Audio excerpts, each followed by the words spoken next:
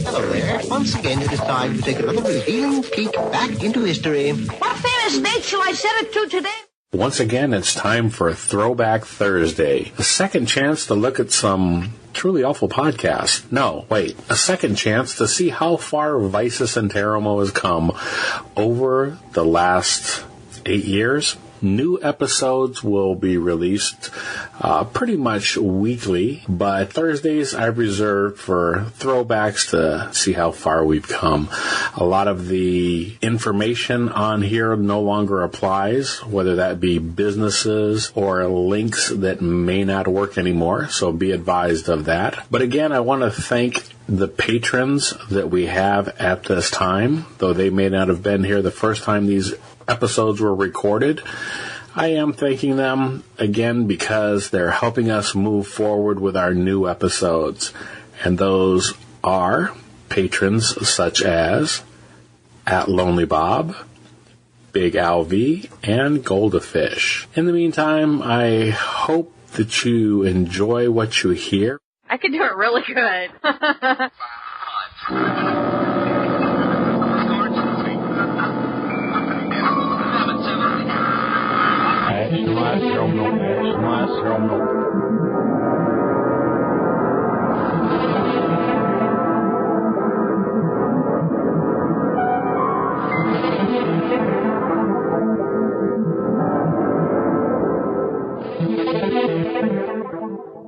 Welcome to 30 Minutes to Kill. Hi, and welcome to episode 18 of Vicis Interimo. Tonight's episode is The Good Sister. It's an independent film. It's going to be brought to you by the folks at ForbiddenPictures.net.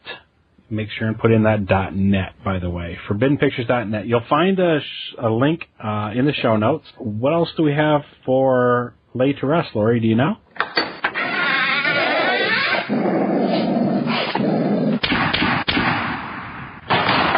I have no idea. Okay. Well, a couple of things that I wanted to talk about was thanks to Stan. Stan's out there scouring the web for some interesting content that I can throw on the Vicis Interimo 30 Minutes to Kill page on Facebook. So, yeah, you can go there and you can see what you need to know if you're going to have first contact with an alien race. I saw that. Yeah, that was Stan that hooked us up with that. So cool. I reposted that on our page. Because that's good to know. Absolutely. The other thing that he sent us, it seemed like there was another bit of information. I think it was how to avoid zombies. That was another flow chart that we got on there. So that was kind of cool. How to avoid them. How to avoid them. How to survive the zombie apocalypse and avoid. Okay. What else do we have here? We also have the Bag End page, so go to bagend.biz/vi.html. And Bag End. It sounds like you said back end, and that just... That's another website, but that's not ours. Bag End, as in, yes, like hobbits. Yes, that's it. bagend.biz/vi.html. And, yeah, that'll get you to the Vicis Interimo page, and we'll try to keep that current with the episode that is most recent. Or, of course, you can find us at Podomatic.com. I want to mention, or actually I will mention later on in the show, a couple other Penny Cult members, and that's pennycult.com. Check out the Obscura 80s Rewind podcast. The current episode is about the Beastie Boys, so you can hear about them coming up. Yeah, it was a very good episode. I didn't realize I started out as a punk band, so that was kind of interesting. So, yeah, check those guys out. Always check out Gray with the Dark Hours. That's another good show. But you'll hear ads for them later on in the show. I think that is just about everything. I was just going to read one of the links that we got from Jason from Horophilia. The last episode, the Paranormal Activity one, he said, awesome cast, great review with things I never thought of. The big head guy at bed might have been Gonzo. He's been creeping up on guys' beds for a long time. So thanks for that. Yeah, I want to encourage everybody to go to that page and feel free to leave any kind of any kind of notes or information that you have. I see that Jason's also looking forward to hearing this episode, and I hope you do enjoy it. Invite everybody to come by there. Invite everybody also to download. This is the one I was going to ask you to, don't necessarily have to download this episode, but if you can, if you're on iTunes, make it a point to download an extra episode this time just to help bump us up a little bit. That'd be great. So, anything else for Laid to Rest? I don't think so. Okay, we'll move on. Wrap it up. Yeah, that's a boring segment. Because it's always like, old business, new business, commercials, mentions, blah, blah, blah. Yeah. I don't know. It's boring to me. Yeah.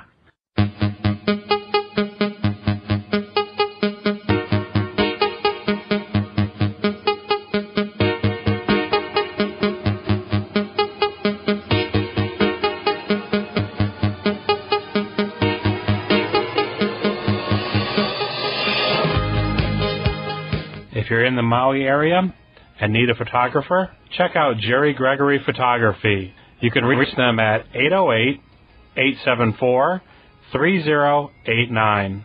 Vicis Interimo, proud member of the Penny Cult podcasting family.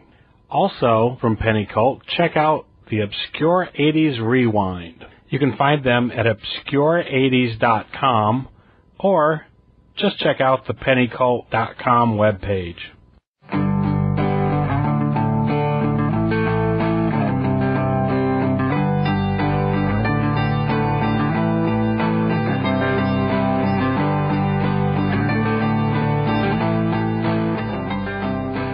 As I've said before, we're going to try to make this brief because we need to get it down to a 30-minute episode and get back on track with that. The movie we're talking about is The Good Sisters, and this is directed by Jimmy O. Burrill and written by Jimmy O. Burrill. And this was a screener copy that was given to me by April Montague Burrill, and thank you very much for that. This movie was done in 2009. And if you're curious, you can find this movie online at forbiddenpictures.net. Be sure to punch in forbiddenpictures.net, not .com, because you're going to get a whole different set of images there and movies if you go to that one. So I'm also going to include a link in the show note. This is a movie. I'm just going to tell you right out front that I give this movie about a 5 right off the bat, just because I appreciate anybody that's out there getting off their duff and trying to make a movie. Nowadays, Hollywood churns out so many movies that are just carbon copies or remakes or reboots of so many different stories. So I appreciate seeing somebody else out there trying to do something on their own. Having said that, I don't know that this was probably the most original story that I've seen. There were a few plot holes and a few things that I think could have been worked on. But overall, like I said, I'm giving it points just for somebody getting out there and trying to do something. Absolutely. Yeah, you can find... It's not easy. No, it isn't. And you can tell that this filmmaker has a ways to go, but they're absolutely working hard on doing a good job. This is actually the third movie by this team, and the first couple, Chainsaw Sally, you can find the Chainsaw Sally show online and catch the latest episodes of that also. This story is about two sisters, the Good Sisters, that are witches, and they find themselves. This is tough because I don't know how much of this I want to talk about without giving anything away. Can you synopsize this for me? Synopsize? What? How much of that do we talk about without giving away? I don't know. You maybe should have asked them. I don't think you're giving too much away if you talk about the basic plot. The basic plot is we have two sisters that are living. This is set in present day, obviously, And depending on how you want to look at it, they find themselves beset by problems on all sides. I'm going to have to go ahead and I'm going to have to throw in a couple of little spoilers with giving my opinion. So I'm going to say if you want to look this up, check out forbiddenpictures.net.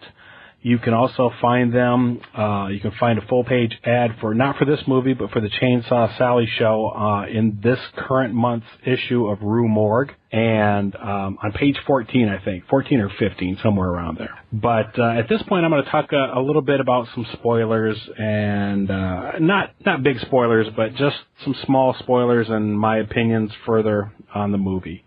So go ahead and fast forward till you get to your next music break. Not sure. It's a bit cliche to have them. I would have. Well, how do I put this? I would have rather felt more strongly one way or another about the main characters, the sisters, the Good Sisters in this movie. I don't know how else or how better to say that. I agree. I could see that. It sort of jumps in and we're just getting little bits of their conversations and their daily life. And I would have liked to know more about them so I could connect with them a little more. Yeah, and I'm not sure how that could have been achieved, whether we maybe needed a little bit of narration. One of the things that I did like about this movie was the fact that I don't think they overextended their capabilities as far as special effects and such. There were a couple of scenes that they could have gone ahead and tried to show you exactly what was happening, and I don't know that they necessarily would have been able to pull it off. And so instead of going that route, the director, he blocked his scenes well and covered it and, showed you and implied what he wanted you to see as far as what was going on, without actually showing it to you. And I think that's something that a lot of people, A-list filmmakers could take a lesson from. What did you think about the music, Lori? That was actually something I really enjoyed. The entire soundtrack, actually. I thought the music suited the scenes really well, and there was some good creepy kind of sounds and things going on in there. And I also did like the special effects, and some of the camera work I thought was really good. I think that was probably my favorite part about the movie. Yeah, there was a couple, which is good because you need that kind of ambient. A lot of times those special effects and the sounds and the music soundtrack. I mean, that's so vital to get it right. And I think they totally did. Yeah, and I think as far as that went, a lot of some of the acting from the supporting cast wasn't believable. But having said that, though, there were certain scenes that I did enjoy. The confrontation that took place between a couple of the neighbors outside in the yard, that kind of just came off as campy, but it worked for me. I actually enjoyed. Oh, those were the best scenes for me. I'm actually thinking I need to check out their other pictures because some reviews on their other.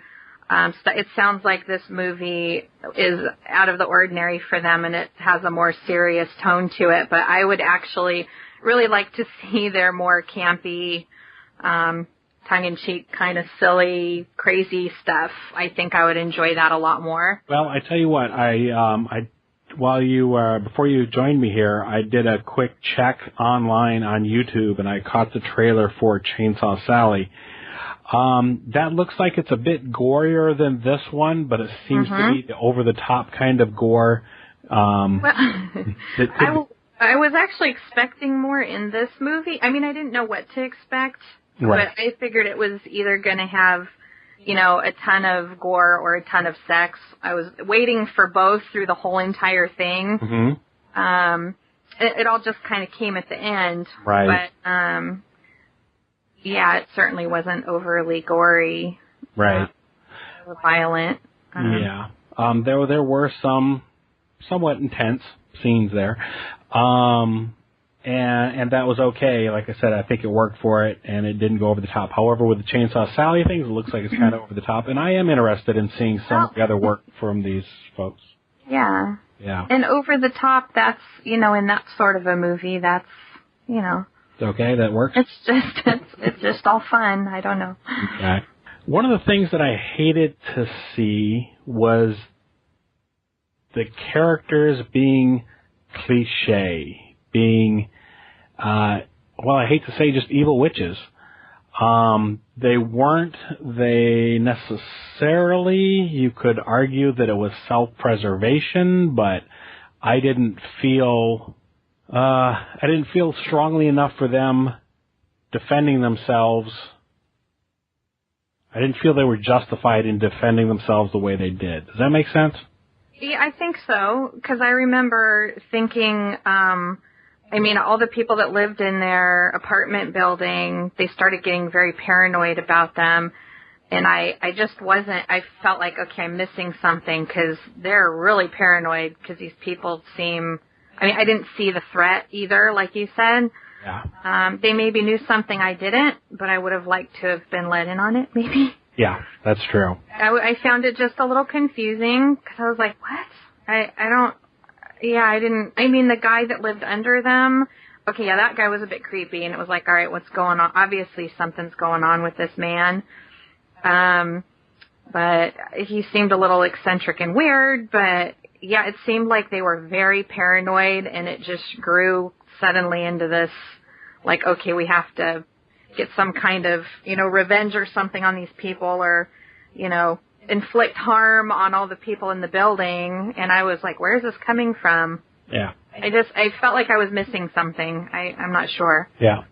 So tell me about that ritual at the end, the when, why are you laughing? I don't think there's anything I can tell you about that ritual at the end. Oh, okay. Well, I have something to say. It was so out of the blue and out of left field. I would have liked to see more, like a little more foreshadowing, or a little more, earlier on in the picture, because they weren't overly, I don't say it, they weren't like overly sexy, and it wasn't like all crazy and erotic and all that. The neighbors sometimes, oh, you girls don't have trouble getting dates, do you? Or there was little things people said alluding to that, yeah, these are two desirable, pretty girls and everything. But that scene was just like, where did this come from all of a sudden? I would have liked to have seen more than that, more earlier. Right. You know what I mean? Yes, I know exactly what you mean. Okay, something leading up to it so that it wasn't like, what? Why'd they? It seemed like an afterthought. Okay, we have to get the sex in now. Where do we put it? We're just going to slap it in right here.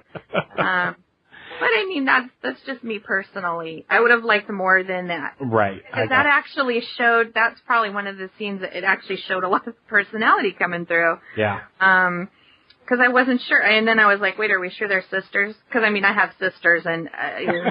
Not a ritual you would perform with your sister. So, no, I don't think we'd go that route with our rituals. But anyway, yeah, I would have liked more of a... I don't even want to say a warning, because that makes it sound like, oh, God, you needed to be warned. No, just something more. I don't know. Give me more. Something. I don't know. Yeah. I don't know. This sort of ties into what I won't go there. Maybe you shouldn't go there. You didn't know I was going to go there, huh? Well, no, I didn't. But what I was going to say was, and this is going to be cut out. What I was going to say is that was,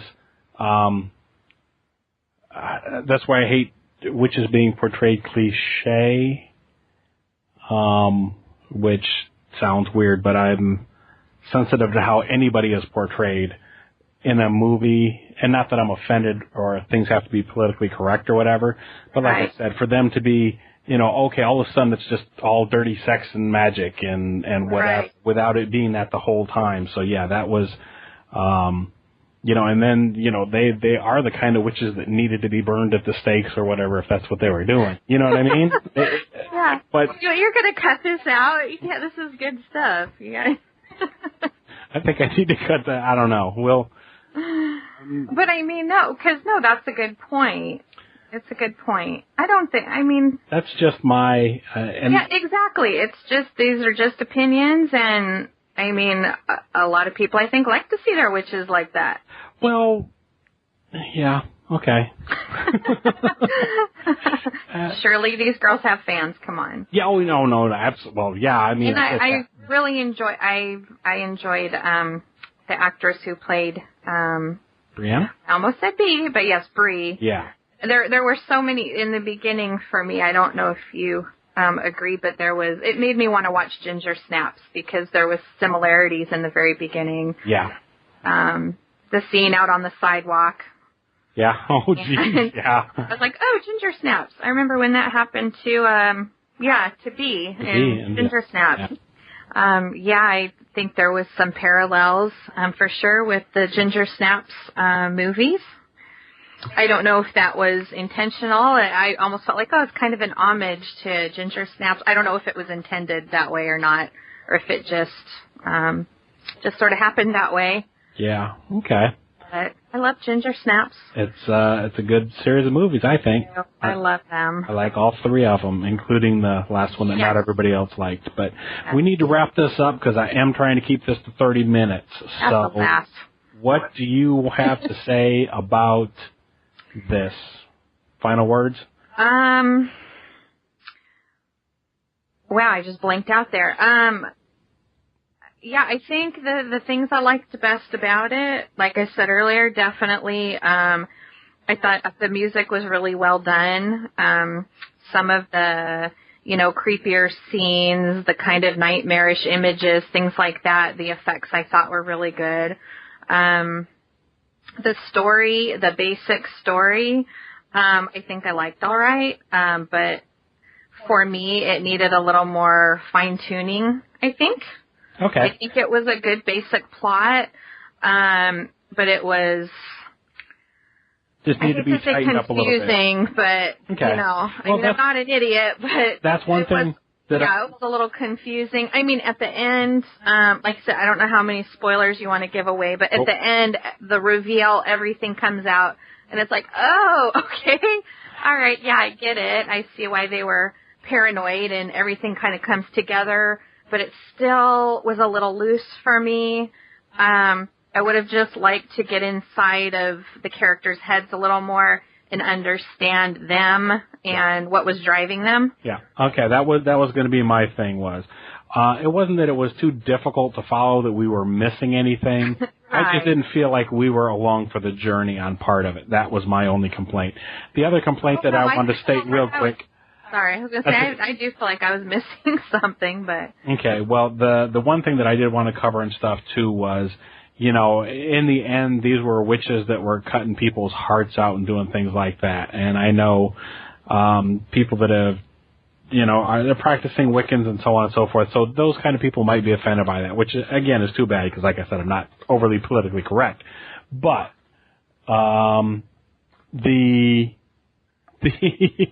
well, I'm trying to hurry it up so we can get to the end of it. I'm talking really fast all of a sudden. Because we're going way over on this one again. So anyhow. Parting words. The parting words are, like I said, it wound up that they wound up being cliched, evil witches that were cutting people's hearts out and stuff. And that wasn't really the point of the movie. Because early on we saw them as arguably gentle spirits. They were creeped out by things. They were caring for plants. They were, you know what I mean? So that was, I didn't think necessarily keeping in with their character. So, let's move on to the rest of the show. Okay. And geez, keep it up. Keep making these movies, and I'm definitely going to check out those other ones. Absolutely.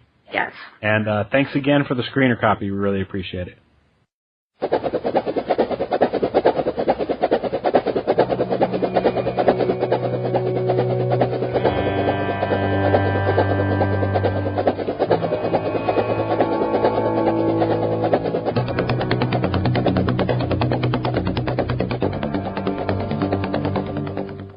You can find this fine podcast, as well as many others, at pennycult.com. One podcast I'd like to recommend is check out The Dark Hours, hosted by Gray. check out pennycult.com for a complete list of podcasts. So if you're looking for the finest skill toys, check out doodadweb.com. Whether you're looking for kites, flying disc, yo-yos, ripcord tops, all of your needs can be met at doodadweb.com. Check it out.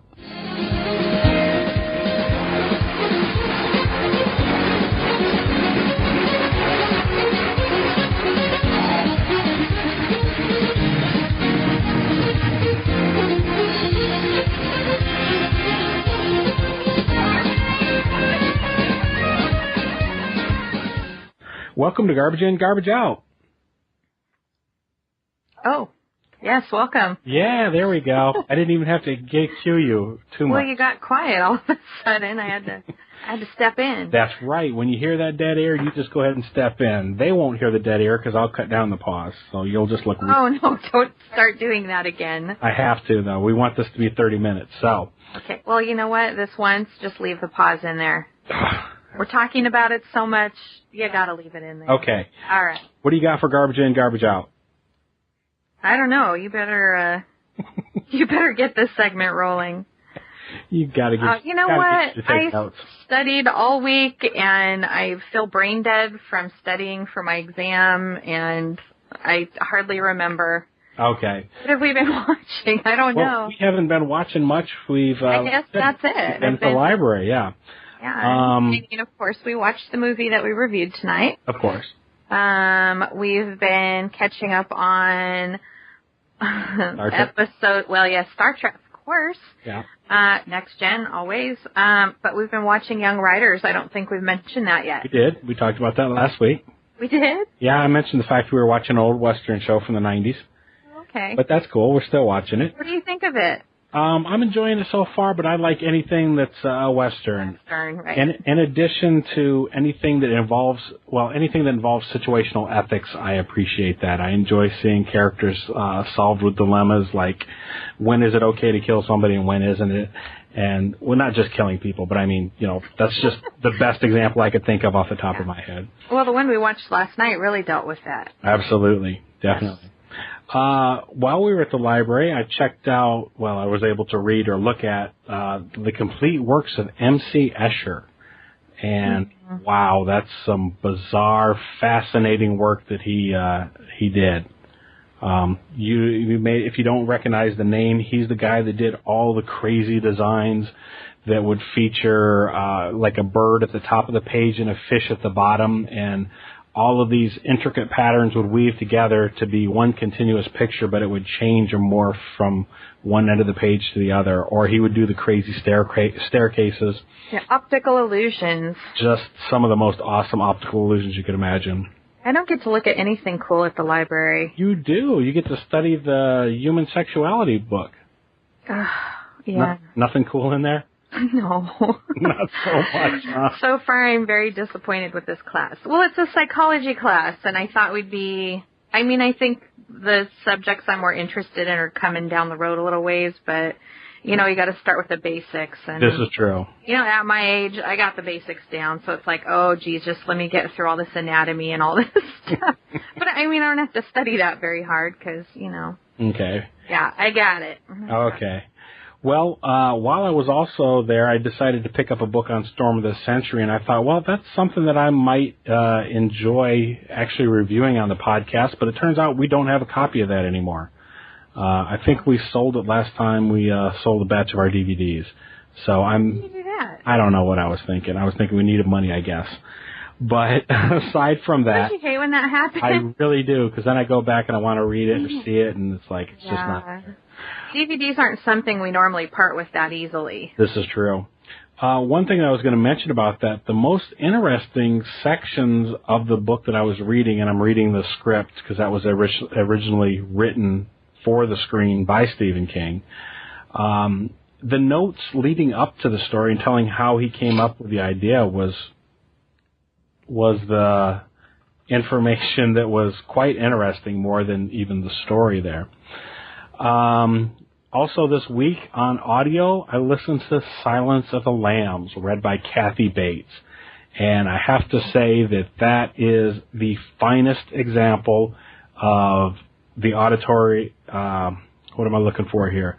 The finest example of how a book should be recorded or what a recording should sound like. And that's not my words, that's other people's words. But anyhow. So that's well known as a really good example of... That's the example that people point to when they listen to it. Listen to that fast. It's only, this actually was the abridged one. I normally don't like to go with abridgments, but this was the 3-hour abridged version of it. And is that all they had there? That's all they had. I actually bought... I was going to say, you don't usually do it unless it's unabridged. Yeah, this one I actually bought. I did buy a copy of this from the bookstore because it was only $5, so that was totally awesome. So it was worth $5 for that. The other thing that I did get from the library to listen to was the complete Faulty Towers. Love my British humor, so getting a chance to listen to all 12 episodes. You wouldn't think there was only 12 episodes of that. It went out for 2 seasons. But it is phenomenal stuff. It's held up as one of the top 100 comedies of Britain of all time and stuff. It's constantly voted into any time they put up a list. So John Cleese and his wife at the time did a wonderful job writing that. So what else for Garbage In, Garbage Out? Is there anything you want to add? I don't think so. Like I said, I haven't had much of an opportunity lately to read anything extra, though. I'm working on a book called, I don't know, some people might recognize the title, I Never Promised You a Rose Garden, and it's a novel about a girl who is suffering from schizophrenia. She's 16 years old and goes into a institution. Her parents put her in there to try to get her some help, but I'm not really far into it yet. It's very interesting. I'll have to let you know more about it when I wrap it up, but kind of a famous book. I think it came out in the 60s. Or no, actually, you know what? No, yeah, it might have been the 60s. And it actually came out that the author who wrote it, she was writing it about herself. She wrote it under a fake name, of course, and didn't want to, because she suffered this like back in the 40s or something. And so she wrote the book much later, and she totally recovered. And I mean, you can come back from some of these mental disturbances that people suffer from. You can actually come back, and I was going to say she's completely normal. I don't even know if she's still alive, so I can't say that. I don't know her. I don't know her history there. Well, you'll have to get back to us next time on that and let us know how that works out. Okay. Okay. Well, thanks, and let's move on. We might actually get this whittled down to a 30-minute episode. So thanks for coming back and joining us again.